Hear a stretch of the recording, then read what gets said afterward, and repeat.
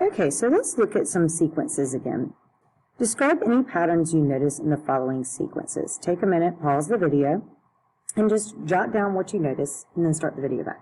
All right, so hopefully we recognize that the first one is another arithmetic sequence where it's just increasing by 1 each time, so the common difference would be 1. The second one is half the previous term, or you may say it was dividing by 2. The third sequence is doubling from term to term, and the fourth one is dividing by 4, or we could say 1/4 the previous term.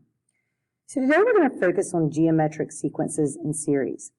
A geometric sequence is a sequence in which the ratio of consecutive terms is constant. So this is different from an arithmetic sequence, because in an arithmetic sequence, it's the rate, and this is the ratio.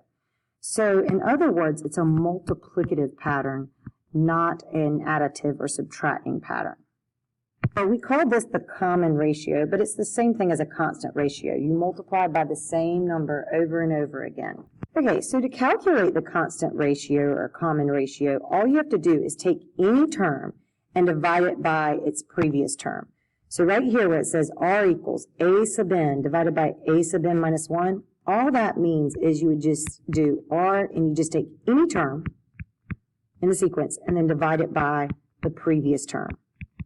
So for example, if you wanted to get r, you could take a sub 2 and divide it by a sub 1. Or you could take a sub 5 and divide it by a sub 4. Why this is important? All these sequences above were really easy to figure out the common ratio. So if we come back up here, in this case, this is geometric, and the common ratio would be a half. This one is geometric, and the common ratio would be 2. This one's geometric, and the common ratio is going to be 1/4. Anytime you see a dividing pattern, because it has to be the actual ratio, you're going to have to make it into a fraction. But sometimes you might have a geometric sequence that's not as easy to see that common ratio. So what you want to do is just take any term, divide it by the previous term, and then make sure that that ratio works throughout the sequence to make sure you're getting the correct common ratio. All right, so I want you to try the next one. Determine whether each sequence is arithmetic, geometric, or neither. If the sequence is arithmetic, state the common difference. If it is geometric, state the common ratio. So the first two end up being geometric. The first one multiplies by 3 over and over again, and the second one is multiplying by -2. When you have a geometric sequence where the signs alternate positive, negative, or vice versa, then that tells you that the ratio is going to be negative. The third one is neither. Please understand that not all sequences are arithmetic or geometric. Arithmetic means that it's going to add or subtract the same number and have that linear pattern. Geometric means it's going to multiply by the same number, and you kind of can connect that to those exponential functions from the past. But a lot of sequences aren't going to be multiplicative or additive. And then the last one is arithmetic because it subtracts 5 each time. Okay, so what is going to be our general formula for writing a geometric sequence or finding the terms of a geometric sequence? That formula is a sub n equals a sub 1 times r to the n minus 1. So unlike the arithmetic one where we added the common difference n minus 1 times, this time we multiply by the common ratio n minus 1 times, which gives us that power.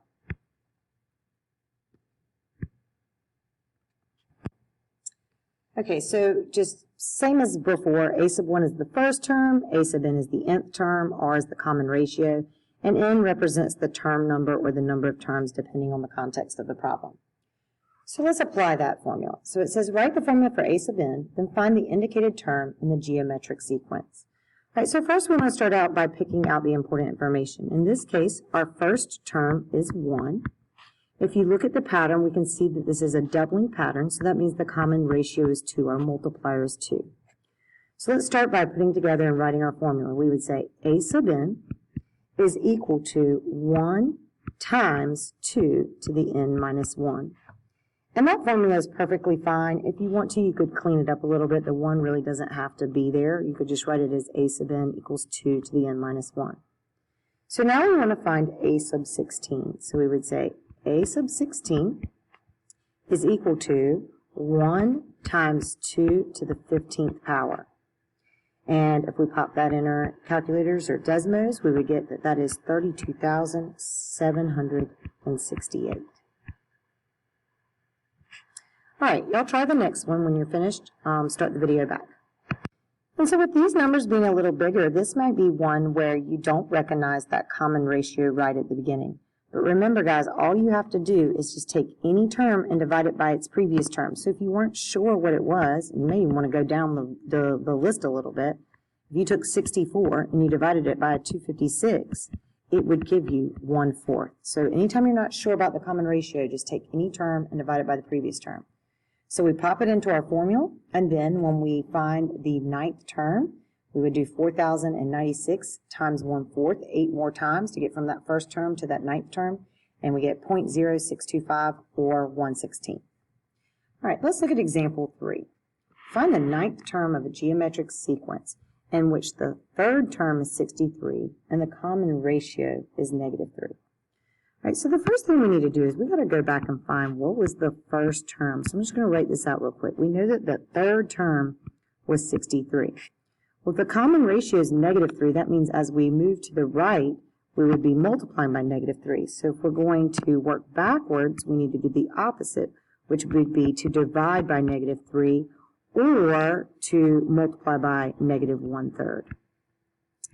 So when we do that, 63 divided by -3 gives us -21, and then -21 divided by -3 is +7. Remember, when you start having those negatives in there with the geometric sequence, they're going to alternate. So we're going to start by writing our formula. A sub n is equal to our first term, which we just found to be 7, times -3 raised to the n minus 1. Once we have our formula, we can now calculate the 9th term. So we would say a sub 9 is equal to 7 times -3 to the 9 minus 1, which is 8. I like to go ahead and clean that up. And then we can pop that in our calculators, and we get that that is 45,927. Now, let's say they had given you the same problem, but instead of them giving you the third term, they gave you a term that was way down the road. And none of us want to have to sit there and divide by -3 all day long. So another way that you could have figured out what that first term was is use your a sub n formula. And I'm just going to write it out real quick. A sub n equals a sub 1 times r to the n minus 1. And pop in the information you know. We know that a sub 3, because that's the information it gave us what the third term was, would be equal to the first term times the common ratio, which we know is -3, and if we know the third term, then that would be raised to the second power. So we could then pop that in, since we know the third term is 63, we could say 63 equals a sub 1 times -3 squared, which is actually 9. And then when we divide each side by 9, we know that 63 divided by 9 would give us 7. So that's another way you could have gotten the first term, especially if it had given you, like, let's say the 20th term. None of us would want to be dividing by -3 backwards 19 times. All right, let's look at the next example.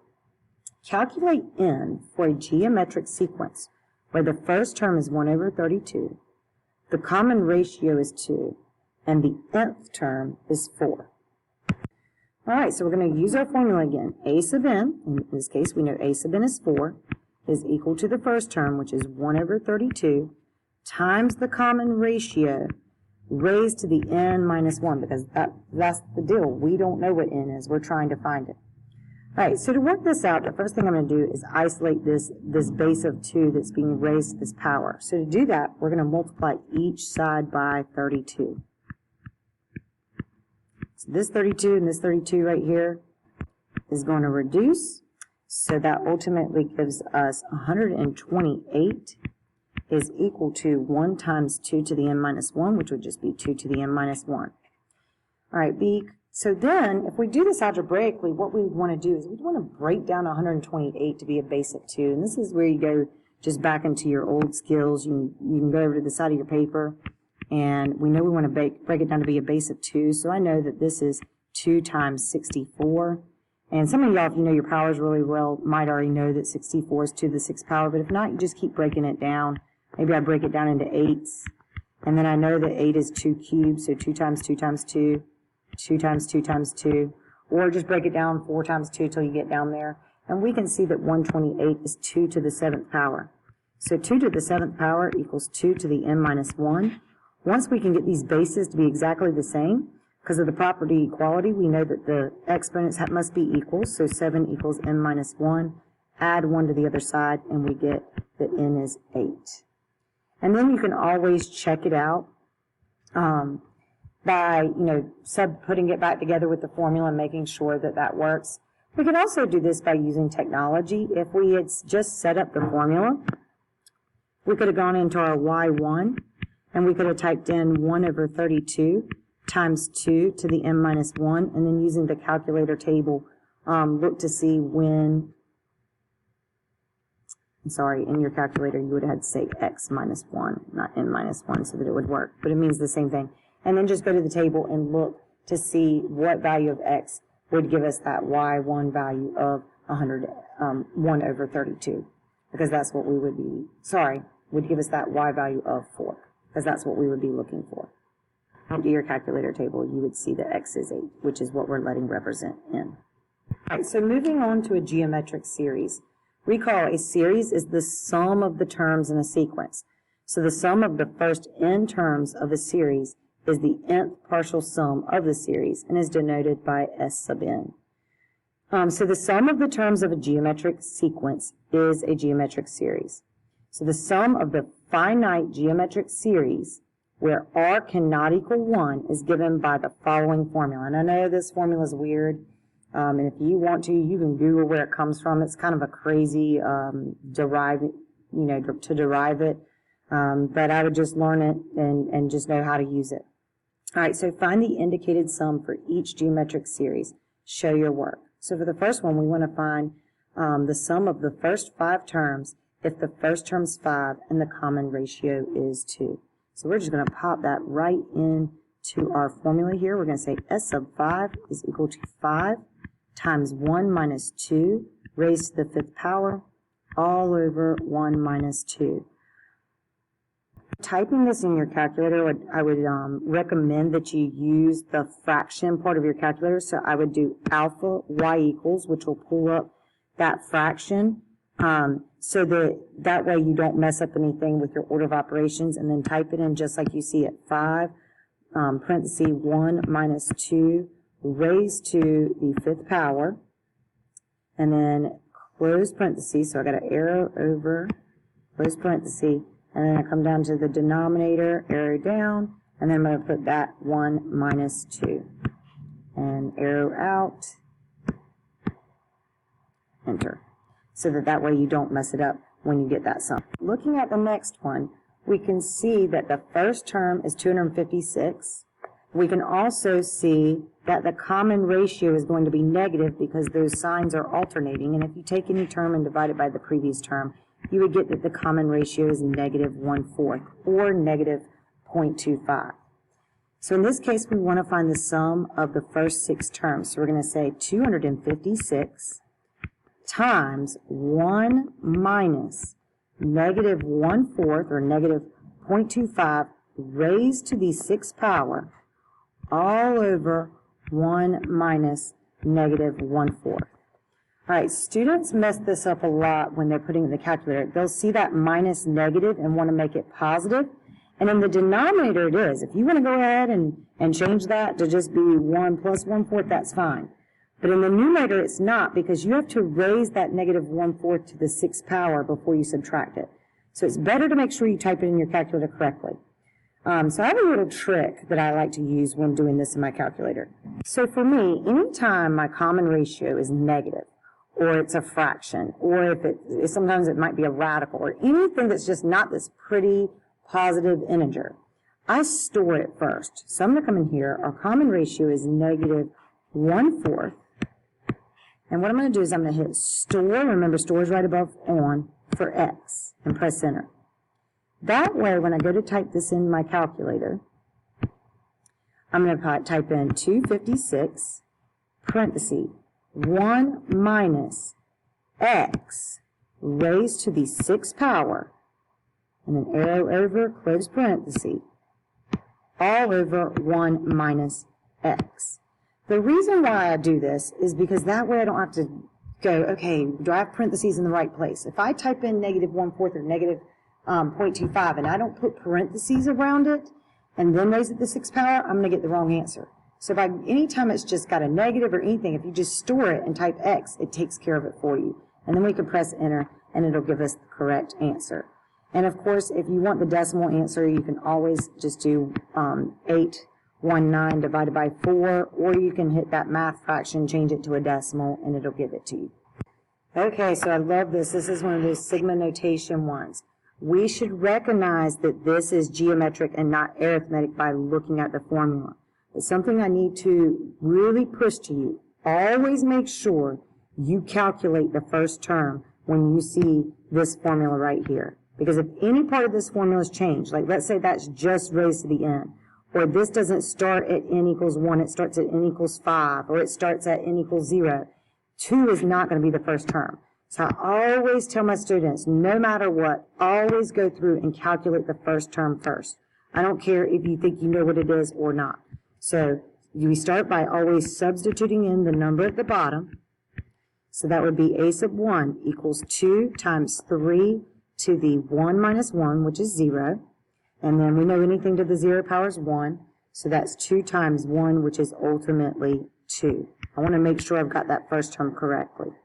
And then we can clearly see that the common ratio is 3 because that is what's being raised to the n minus 1. But again, sometimes it's not n minus 1. They might change it up a little bit.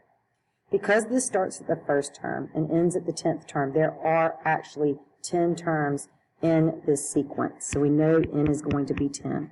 So we'll set it up. So S sub 10 equals the first term times 1 minus the common ratio raised to the 10th power all over 1 minus the common ratio of 3. And this one you really don't need to store for x. It's pretty simple when you type it in. It gives us 59,048. All right, so again, make sure anytime you're doing one of these, and I do it with the arithmetic too, I always make sure I calculate my first term. With the arithmetic, you have to have the first term and the last term. Whereas with the geometric, you only need the first term and the number of terms. But just make sure you always calculate it first so that you have it correct. All right, so what I want you to do is do the try problems. Pause the video, and when you're finished, start it back so you can check and see how you did. So the first one's pretty simple. It's just a little cookie cutter problem. You just pop right into your formula, and there's your answer. For the second one, it asks you to express the first one using sigma notation. So remember, in order to do that, you have to come up with the formula for finding the nth term. Not the summation formula, but the formula for actually finding each term. So we go back to that a sub 1 times r to the n minus 1. We put in our first term, our common ratio, and then that is the formula that goes inside our sigma. We started the first term and we added up to the 14th term. For C and D, we're evaluating the sigma notation. Again, make sure you always calculate that first term. Do not assume what it is. So n is 1 on actually both of these, but you can see I substitute that in and I make sure I have my first term correct for both. Then the common ratio for the first one was 2. The common ratio for the second one was 1/2. We use our formula, pop that in, and get our answers. Just a note, anytime you have an answer that is a decimal that's like not, it might not necessarily be an irrational number, but it's one that has, you know, a lot of decimal places to it. We just, in general, always round to 3 decimal places unless it states otherwise. So always get in the habit of rounding to 3 decimal places. All right, let's check out E. E was a little bit different. It says find the sum of the first 5 terms of a geometric sequence if the second term is 8 and the third term is 10. Well, again, the first thing we have to do is figure out what was that common ratio. You don't have to guess whether it's geometric. It tells you it's geometric, so you have to trust that it is. So we can take any term divided by the previous term is what you see me doing here. I took the third term, I divided it by the second term, and I get that that common ratio is 5/4, or you could write it as 1.25. So then what I have to do to get the first term is if I multiply by 5/4 to go from the term to the next term, I would need to divide by 5/4 to go to the previous term. So what I did right here is I took that second term of 8, so that's the a sub 2 right there, and then divided it by the common ratio r so that I could get back to the first term, which is 32/5 or 6.4. And then we just pop our common ratio in our first term into our formula, and you could do it with the decimals or with the fractions, and we get 52.525. And that concludes the lesson. We'll be using our practice, or going through our practice together tomorrow.